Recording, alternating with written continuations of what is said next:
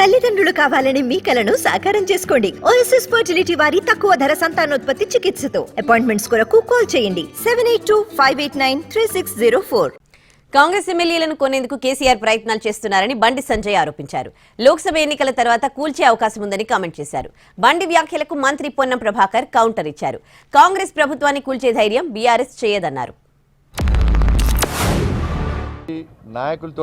నాయకులు కేసీఆర్తో టచ్లో ఉన్నారు. ఈ పార్లమెంటు ఎన్నికల తర్వాత కేసీఆర్ ఏదైనా చేయొచ్చు. ఎందుకంటే కాంగ్రెస్ పార్టీలో కేసీఆర్ కోవట్లు చాలామంది ఉన్నారు. వాళ్ళతోని ఆల్రెడీ బేరసారాలు స్టార్ట్ చేసిండు. మొన్న అసెంబ్లీ ఎన్నికల్లో చాలా స్పష్టంగా చెప్పిండు. నేను చాలామందికి కేసీఆర్ పైసలు ఇచ్చిండు. ఎందుకంటే కేసీఆర్ ప్లాన్ మంది పుట్టినోడిని కూడా వాళ్ళు అనుకుంటాడు కేసీఆర్. ఆయన ఆలోచన దుర్మార్గపు ఆలోచన బీఆర్ఎస్ పార్టీ. మేము కొట్లాడుకుని కాదు, కాంగ్రెస్ బీజేపీ కొట్లాడుకుని కాదు.